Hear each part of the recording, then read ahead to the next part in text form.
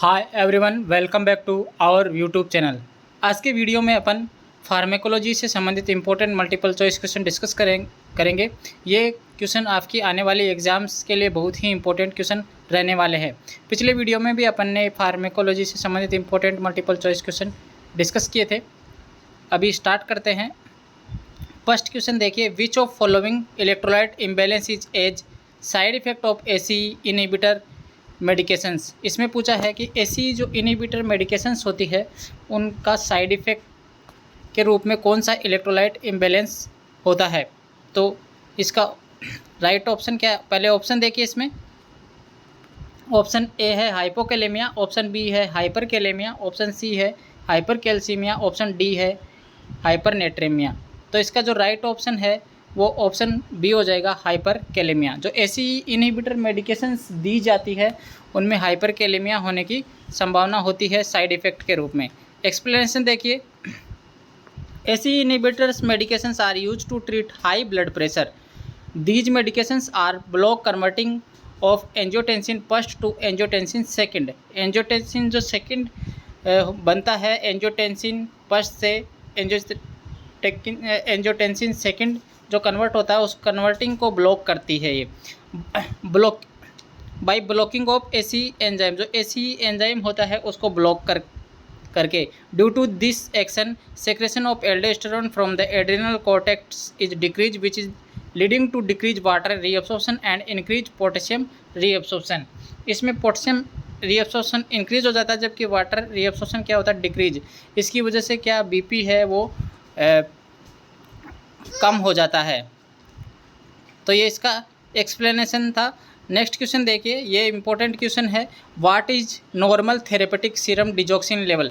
जो serum digoxin level का जो नॉर्मल थेरेपेटिक लेवल कितना होता है ये पूछा है। कई बार एग्जाम में ये क्वेश्चन आ चुका है।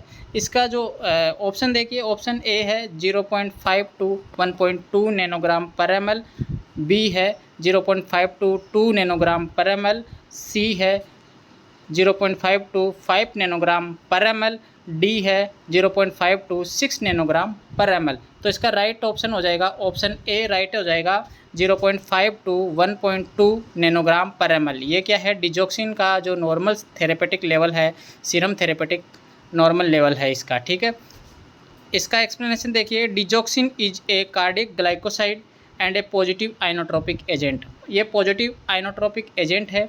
Use to treat atrial fibrillation. किस किस में यूज किया जाता है? Atrial fibrillation, atrial flutter. Use as a second line medicine for the treatment of heart failure. इसका जो वर्किंग एक्शन कैसे है, वर्किंग एक्शन देखिए। Works by inhibiting sodium potassium adenosine triphosphatase pump. ये भी एग्जाम में पूछ सकता है कभी, तो ये भी आपको याद रखना है।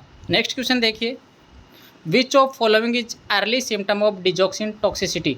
ये कई बार एग्जाम में क्वेश्चन आ चुका है। सबसे पहले जो डिजॉक्सिन टॉक्सिसिटी होती है तो सबसे पहला जो सिम्टम है वो क्या है ये पूछा है। तो इसके ऑप्शन देखिए। ऑप्शन ए है नोजिया वोमिटिंग, ऑप्शन बी है एनोरेक्सिया, ऑप्शन सी है येलो कलर विजन, इसको जेंथोप्सिया भी बोलते हैं।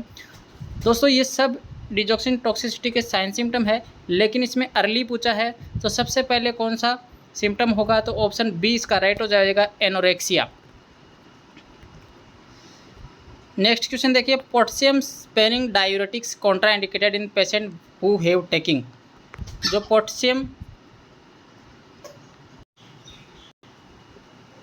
क्वेश्चन देखिए, potassium sparing diuretic contraindicated in patient who have taking. इसमें जो पोटेशियम स्पेरिंग डायूरेटिक लेते हैं वो किस में कॉन्ट्राइंडिकेटेड है, कौन सी मेडिसिन लेते हैं तो उसमें कॉन्ट्राइंडिकेटेड है ये पूछा है। तो इसका राइट ऑप्शन हो जाएगा ऑप्शन ए, एसी इनहिबिटर। दोस्तों एसी इनहिबिटर क्या है, बीपी को कंट्रोल करने के लिए मेडिसिन दी जाती है, जिसमें कैप्टोप्रिल है, एनारप्रिल है, रेमिप्रिल है। ये सब मेडिसिन क्या है, एसी इनहिबिटर है। और एसी इनहिबिटर क्या है, साइड इफ़ेक्ट के रूप में जो है इसका जो हाइपरकैलेमिया करती है। तो इसमें क्या पोटेशियम स्पेरिक डायूरेटिक देते हैं तो ऑलरेडी हाइपरकैलेमिया है तो ये कॉन्ट्राइंडिकेटेड रहती है। ठीक है, तो इसका राइट ऑप्शन हो जाएगा ऑप्शन ए, एसी इनहिबिटर। इसका एक्सप्लेनेशन देखिए। In patient who are taking ACE inhibitor potassium sparing diuretic should be avoided because of ACE inhibitors can cause hyperkalaemia. जैसा कि मैंने आपको बताया कि ये एसी इनहिबिटर हाइपरकैलेमिया कोज करता है। It's adverse effect other adverse effect of ACE inhibitor are nausea, vomiting, diarrhoea, tachycardia, persistent dry cough और हाइपोटेंशन। ठीक है, तो नेक्स्ट क्वेश्चन देखिए, aminoglycosides used for a long time में कोज, लंबे समय तक अगर एमिनोग्लाइकोसाइड दोस्तों ये क्या है, एंटीबायोटिक की कैटेगरी है। एमिनोग्लाइकोसाइड जो एंटीबायोटिक है उनको अगर लंबे समय तक यूज़ करते हैं तो क्या कोज हो सकता है। तो इसके ऑप्शन देखिए, ऑप्शन ए है नेफ्रोटॉक्सिसिटी, ऑप्शन बी है ओटोटॉक्सिसिटी, ऑप्शन सी है न्यूरोमस्कुलर ब्लॉकेज। तो ये तीनों ही इसमें क्या है, राइट है। तो इसका राइट ऑप्शन हो जाएगा option D, all of these. Next question देखिए, what is normal ratio of adrenaline administration during neonatal resuscitation. Neonatal resuscitation के दौरान जो रेशियो है वो एड्रीनलिन का क्या है, ये एग्जाम में क्वेश्चन आ चुका है, प्रीवियस एग्जाम में कई बार क्वेश्चन आ चुका है। इसका राइट ऑप्शन हो जाएगा ऑप्शन बी। अगर न्यूनेट में पूछे तो इसका क्या है, 1/10,000 है इसका। ठीक है,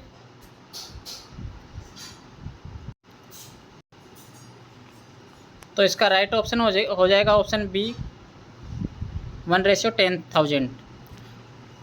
एडल्ट में है 1/1000। ठीक है, नेक्स्ट क्वेश्चन देखिए, इसका थोड़ा एक्सप्लेनेशन देखिए। इसमें देखिए, adrenaline is an emergency medicine drug of choice for anaphylactic shock in neonatal resuscitation. Prepared ratio कितना है, 1/10,000 एंड डोज इज 0.01 मिलीग्राम पर केजी। ये डोज पूछे तो ये है, एंड वॉल्यूम के रूप में पूछे तो 0.1 to 0.3 ml पर KG. Most preferred side for administration in neonatal resuscitation is umbilical when. ये भी पूछ सकते हैं एग्जाम में कि मोस्ट प्रेफर्ड साइड क्या है, अम्बलाइकल वेन है। तो ये इसका एक्सप्लेनेशन में बहुत कुछ इंपॉर्टेंट चीज़ें दे रखी है। इन क्वेश्चंस की अगर आपको पीडीएफ चाहिए तो आपको ये पीडीएफ हमारे टेलीग्राम चैनल पे फ्री में मिल जाएगी। टेलीग्राम चैनल का लिंक वीडियो के डिस्क्रिप्शन बॉक्स में मिल जाएगा। नेक्स्ट क्वेश्चन देखिए, route of the adrenaline administration. इसमें रूट पूछा है तो intravenous, intranasal, endotracheal, all of these हो जाएगा इसमें, क्योंकि तीनों रूट से अपन दे सकते हैं एड्रेनलिन। नेक्स्ट क्वेश्चन देखिए, इसका थोड़ा एक्सप्लेनेशन देखिए। Adrenaline is a hormone which is naturally produced from adrenal medulla, used as emergency medicine. Adrenaline, also called fight and flight hormone, used as a drug of choice for anaphylactic shock. It can be given by various routes like intravenous, intracardiac, intranasal, intramuscular, intranasal as a nasal spray और nasal drops। ठीक है, तो ये इसके root है। Next question, a patient with the Edison's disease. Edison's disease क्या होती है, इसमें क्या है, जो कोर्टिसोल हार्मोन है वो पर्याप्त मात्रा में सीक्रेट नहीं होते एड्रिनल ग्लैंड से। Have been taking hydrocortisone for 2 months। Which of following statement is incorrect regarding this medicine. तो इसमें इनकरेक्ट स्टेटमेंट पूछा है। देखिए, ऑप्शन ए है hydrocortisone work as anti inflammatory, ये बात तो सही है। बी है इट में कोज हाइपोग्लाइसीमिया। दोस्तों, जो कोर्टिसोल जो मेडिसिन दी जाती है, कोर्टिकोस्टेरॉइड दिए जाते हैं, तो उसमें हाइपर ग्लाइसेमिया होने की संभावना होती है, ग्लूकोज लेवल बढ़ने की संभावना होती है। तो ये इसमें गलत लग रहा है। तो इसका राइट ऑप्शन है ऑप्शन बी, इसमें राइट हो जाएगा, इट में कोज हाइपोग्लाइसेमिया। हाइपोग्लाइसेमिया नहीं करता है, हाइपर ग्लाइसेमिया करता है। ठीक है, इसका थोड़ा एक्सप्लेनेशन देख लीजिए। Hydrocortisone is a corticosteroid medicine and used as emergency medicine, used for treatment of various diseases like adrenal insufficiency, renal transplant, patient anaphylactic reactions. For prolonged use of this medicine may cause various side effects like suppressive immunity। ये जो hydrocortisone है या फिर जो corticosteroid जो medicine है वो immunity power को क्या सप्रेस कर देती है, जिससे इन्फेक्शन होने की संभावना होती है। Increase sugar level, oedema due to sodium, ये सोडियम और वाटर रिटेंशन करते हैं जिसकी वजह से इडीमा होता है। जबकि इलेक्ट्रोलाइट इम्बैलेंस में क्या है, हाइपोकैलेमिया देखने को मिलता है और हाइपर नेट्रीमिया देखने को मिलता है। ठीक है, which of following is given to treat digoxin toxicity. Digoxin toxicity को ट्रीट करना है तो क्या दिया जा सकता है, इसका राइट ऑप्शन हो जाएगा ऑप्शन ए, पोटेशियम। दोस्तों, जो पोटेशियम है, पोटेशियम और डिजीबैंड, देखिए इसमें एक्सप्लेनेशन देखिए। पोटेशियम और Digibind are used as antidote of the digoxin. If serum level reached a toxic normal therapeutic level कितना है 0.5 नैनोग्राम से 1.2 नैनोग्राम पर ml।